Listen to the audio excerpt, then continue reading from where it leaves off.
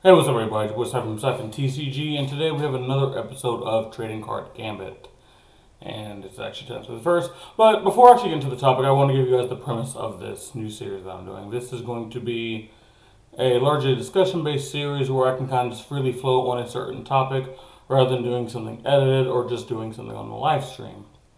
I think that a lot of the ideas that I have translate to a format like this rather than the formats I've done previous, like the podcast and then like the Fab Fundamentals. I think this is kind of like the nice sweet spot to where I think I can really flourish in this kind of format. So this is going to be a topic-based discussion, and I'll go on for however long. It's not going to be any time restriction. We're just going to get it all out, and this is just to help people understand certain perspectives, certain topics, certain things, just really open up people's eyes to different things. First, I want to thank the recent subscribers to my channel. You guys see them right here. Yep, right here. Yep, we're already filming right there. And let's get into it. So, the first episode of Trading Card Gambit is going to be called Do You Really Want to Win? And what the inspiration for this was is I've been around trading card games, esports, traditional sports, the large majority of my life. I've seen a lot of people come and go, and I've been on a fly on the wall on a lot of this stuff. And I think the one thing that I always had an edge over other people is the mentality. Now, obviously, the mentality is not all you need. You need the mentality, then you need the preparation and the practice. But then at the end of the day, you still need to put pen to paper. You need to actually do the stuff. Like, right? And everyone fails in some kind of thing. There is no player in history that had every little aspect completely locked down. There's people that's been close. Like, for example, a lot of people's favorite NBA player, for example, right? Especially in the modern era, is Kobe Bryant. And if you look at him, great mentality, great preparation, great practice. Didn't always put pen to paper. Didn't always get the actions done, right? A lot of times he did succeed, right? But if we want to say that he perfected all of it, would have more than 5 championships. Would probably have more records broken.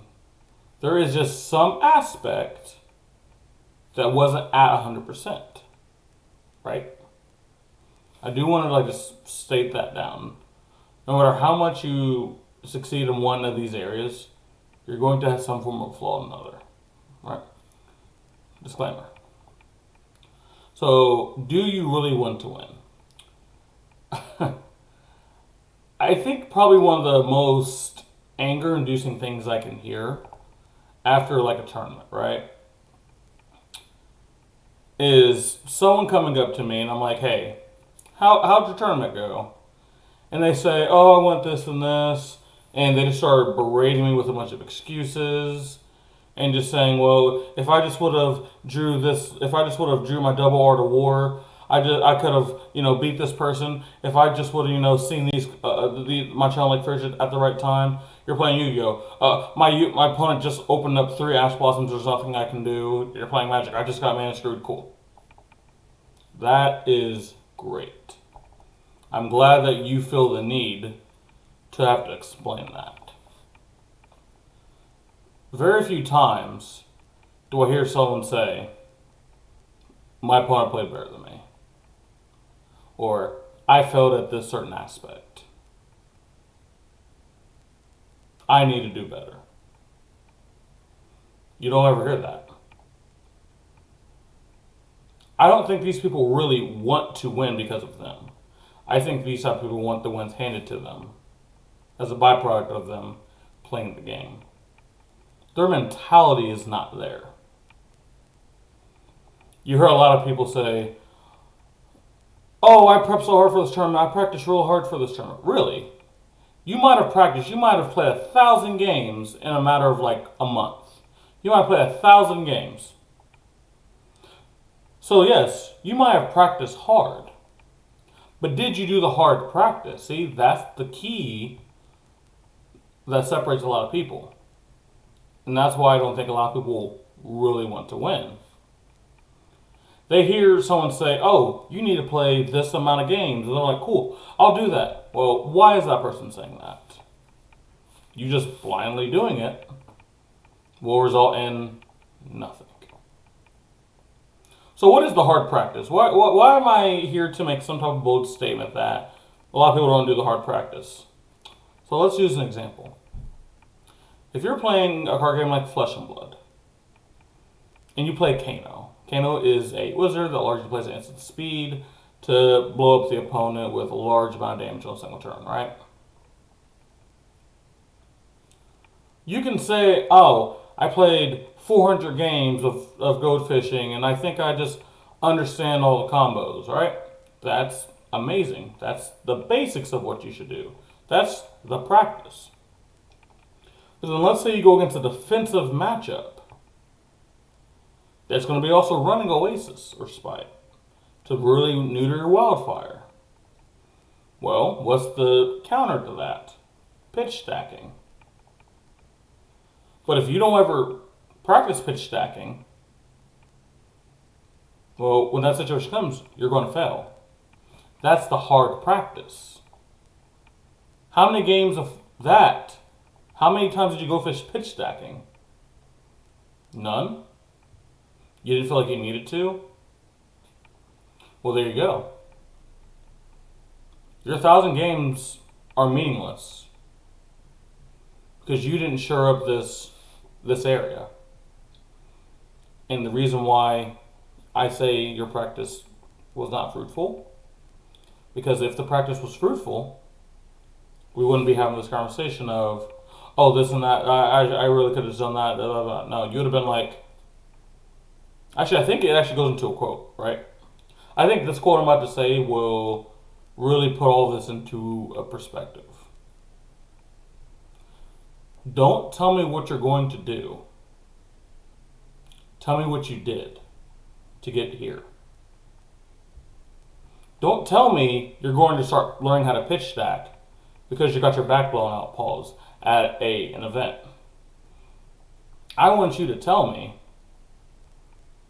that I've been learning how to pitch stack for the last couple months and I can really see myself improving. That's wanting to win. A lot of people just want to win their way. They want to win while playing with the decks that they want to play, even if they may not be successful, and repeatedly shown they're not successful. People want to win by not practicing at all, actually. Let's maybe just going to a local armory once a week, going to an F&M once a week, then going to a big competition and just saying, well, I do good there, I should win here. That's not wanting to win. That's wanting the win to be handed to you. Ladies and gentlemen, if I want you guys to learn one thing from this, obviously we're going to continue, but if I want you to learn one thing from this video, is that you have to change your mentality. Let's circle back to Kobe Bryant, a lot of people's favorite player. Let's circle back. A lot of people know that he broke his finger during the 08-010 stretch? Do a lot of people know that? I bet a lot of people didn't even know that. His mentality was, if I get surgery and it slows my practice down, that could risk me not winning the championship again this year. That could risk everything that I've worked for. So let me just learn how to shoot with this. Look at the result. And I think the worst thing that I've heard people say, and I get why they say it, I understand completely. They say, I just want to win. You'll see someone after a tournament just crush, absolutely just floored. And you'll be like, hey man, what's wrong? They'll go over and they'll be like, I just want to win. I just want to do well in an event. Well, let's pull back the curtain. Well, what have you been doing the last 3 months? What have you done to prove that you just want to win? You heard a lot of high-tier people say, I just want to win. But that's a result of all the practice that they've done. That's a result of like the NBA player, the NFL player waking up at 4 a.m. to work out before their actual practice, staying afterward to get extra practice in. That's the end result. Now they're saying, I just want to win. They're saying they want to win because they've put all of this forward. You playing like 20 games of Tal Shar in a week. You even saying, man, I played a few games of this matchup just to shore up this one sideboard slot. And you go to a tournament saying, yep, I think all this prep is necessary. Yep, I did it all. And then you don't do good. And you're like, I just want to win. I did this. And I'm like, if I was to then ask this person, well, do you think you did enough? And they'd be like, well, yeah, like, I know I probably could have, like, learned how to block a little bit better, like, playing Flesh. I could have learned how to block a little bit better. And my turn value calculator is, like, not off. Like, maybe, like, I don't understand card value enough, but, like, that's fine. Like, I can shore up those areas later. Boom. Something like that, boom. Immediately. People will expose themselves if you just let them talk. People will expose themselves if you just watch them play. You can really, really see into someone's mind fairly easily. You can even compare other people to yourself, right? Now, there are going to be outliers. For League of Legends, everyone remembers the top player for G2 in the 2018 to 2021 Wonder. He's notorious for not really practicing as much as other people. He's known as a World of Warcraft player more than he's known as a League of Legends thing. But obviously he's probably the best top laner the region's ever seen. He's an outlier. That's an outlier. You don't see a lot of wonders. That's not common. Most of the cream that rises to the top are the Asian players that are practicing 14 to 16 hours a day, showing up every last aspect of their game. And I think another thing that they practice, which I think can go along with this, is a lot of people will say, enhance your strength so they cover your flaws. And the idea that makes sense. Like, if you're playing basketball, right? And like you're really bad shooting threes. Everyone's like, well, just drive to the basket every time. And just shoot a couple 2-pointers and you're okay. And like, yeah, in theory, if you become the best 2-point shooter, in theory, if you become the best like drive to the basket slasher, in theory, that should be fine. But you're all that while shooting 20% from 3. In a system that really would need someone that can shoot from 3. Well, you're choosing to be more up and down. Your high highs can beat some of the best and consistently be a top. But when that doesn't work, you're all the way down here. But instead, you see a lot of the most well-rounded people in history. You know, they might still have some flaws, but instead of it be like this, they're like this.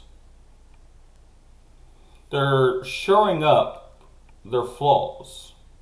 And sometimes people can even make their flaws into a strength. And those are the kind of scariest people.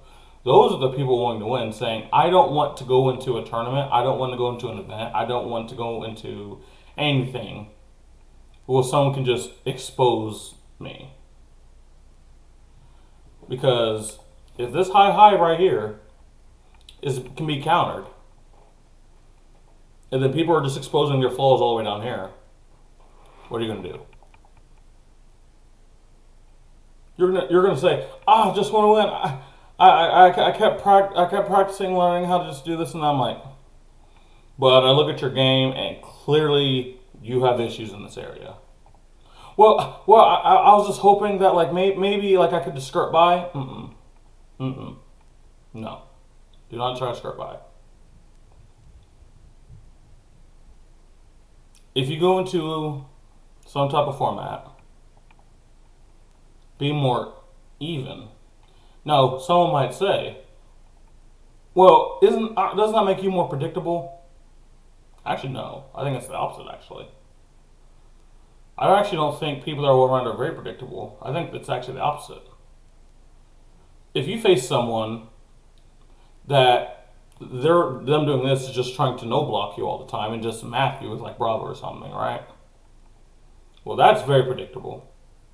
Because you know the only time they're probably going to block is if like it's lethal or it's just like some type of 14 damage with 19 one-hit effects. Then they'll probably block, but if it's not that, even if it's something that really should block, they're not going to. That's very predictable. You can exploit that kind of player. But you put that same Bravo, and that Bravo will look at their hand, look at the value, and be like, okay, I understand that I can just go balls to the wall here, but I can make a little bit more of a consistent play.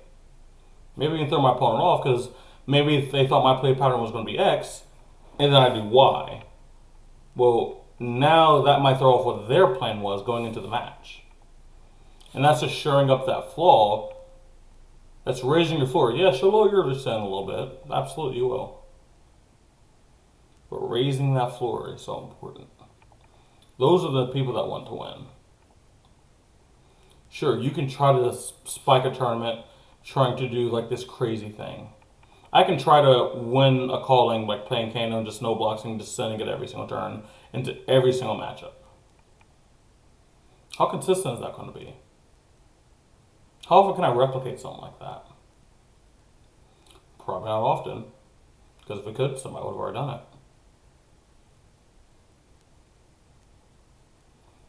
Just saying you want to win is not enough. Just saying you want to win should be the end result of all your practice. It should be,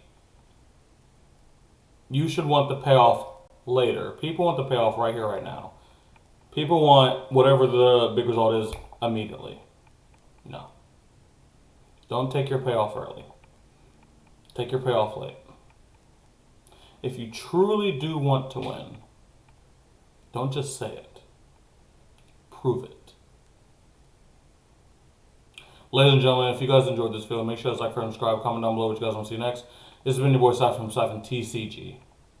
I'll see you guys next time. Peace out.